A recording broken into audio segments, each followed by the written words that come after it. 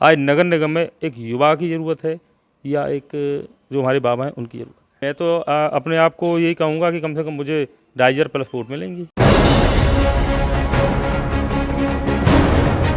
रणभूमि के सियासतदानों से सीधी बातें, खास कार्यक्रम फेस टू फेस सिर्फ न्यूज़ 11 पर।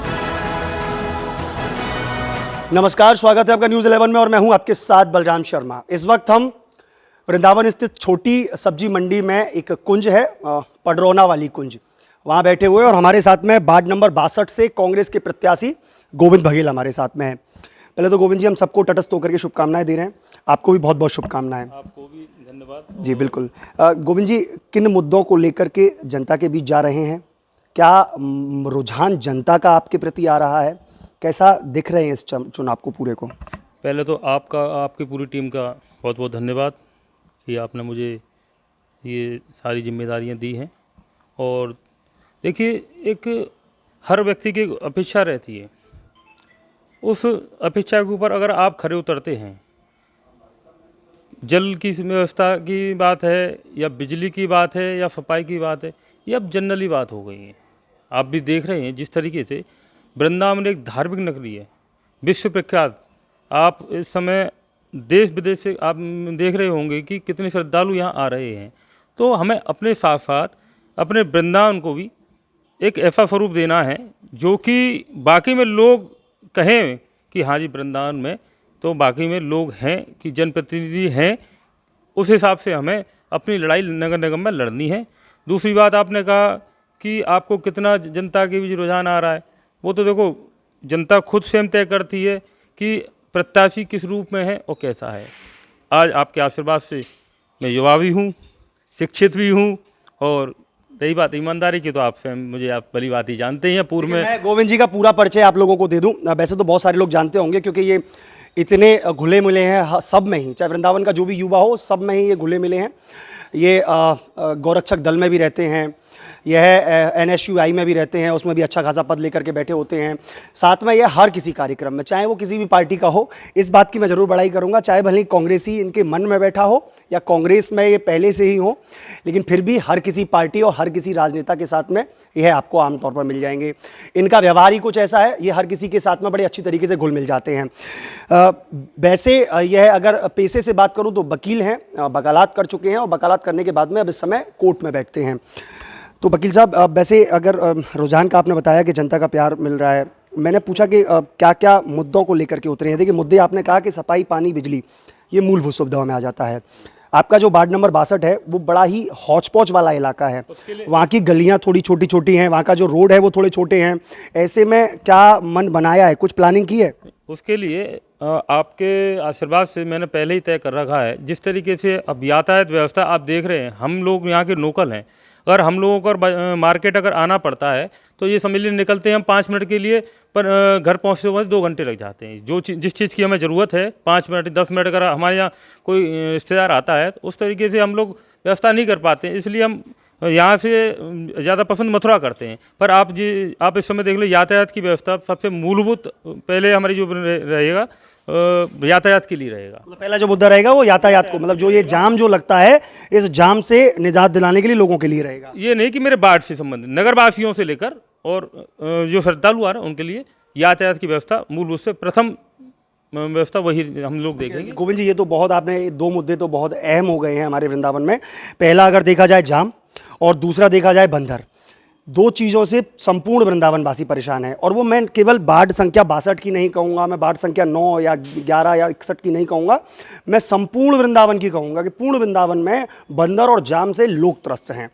ऐसे में वह चाहते हैं कि हमारे जो जनप्रतिनिधि हम जो चुने वो ऐसा चुन लें जिससे कि हमारे इन दोनों चीज़ों से हमें निजात मिल जाए।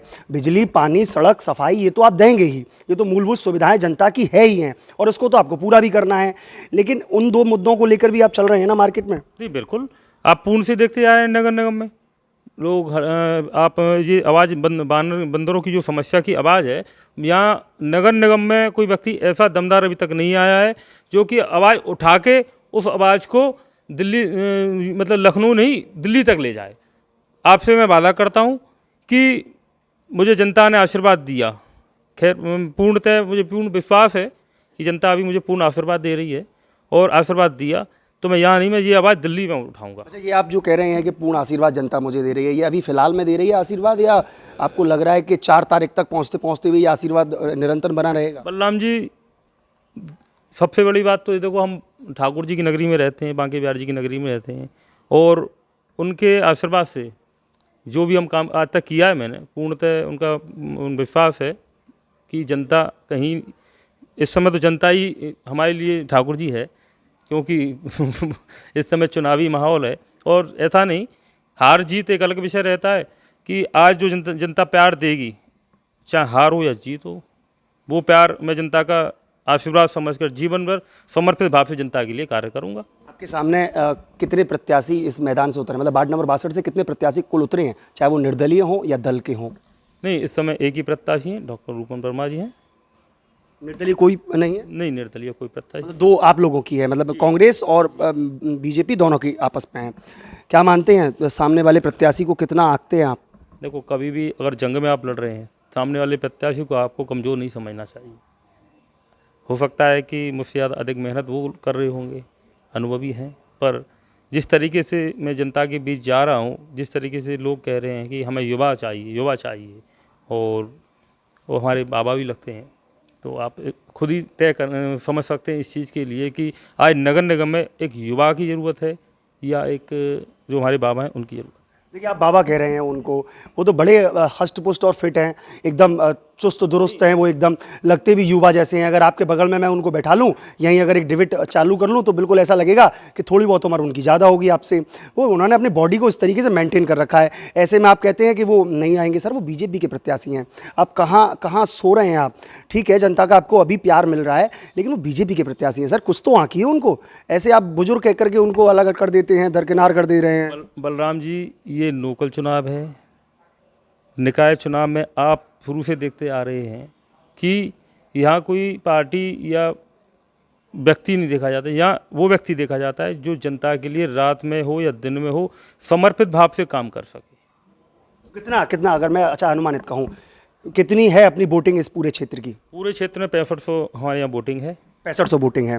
कितना लगभग लमसम, अगर पुराने का आंकड़ा निकाला जाए तो करीब लमसम कितना पड़ गया होगा वोटिंग? कितने परसेंटेज रहती है? 55 से 60% वोटिंग रहेगी। 55 से 60%। तो मैं गोविंद बघेल की वोट जानूँ तो कितनी होगी लमसम?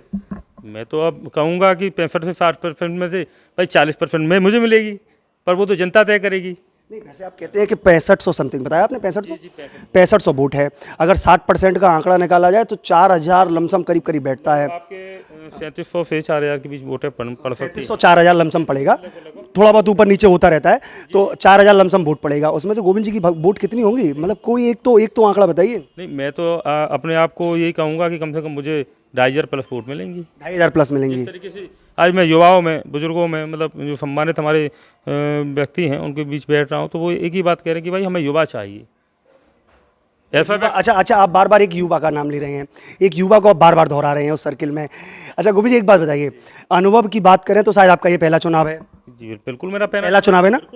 ठीक है, और उनकी अगर बात की जाए तो वो बहुत अनुभवी हैं, सीनियर भी हैं। No doubt. तो ऐसे में भाई साहब, कहाँ आप 2500 वोट की बात करते हैं, और वो बीजेपी के प्रत्याशी। ऐसे में 2500 वोट, कुछ ऐसा नहीं लगता बहुत जल्दबाजी में आपने बोल दिया कि 4000 वोट पड़ेंगी, उसमें 2500 आपकी हो जाएंगी, बची कितनी, मात्र 1500 वोट।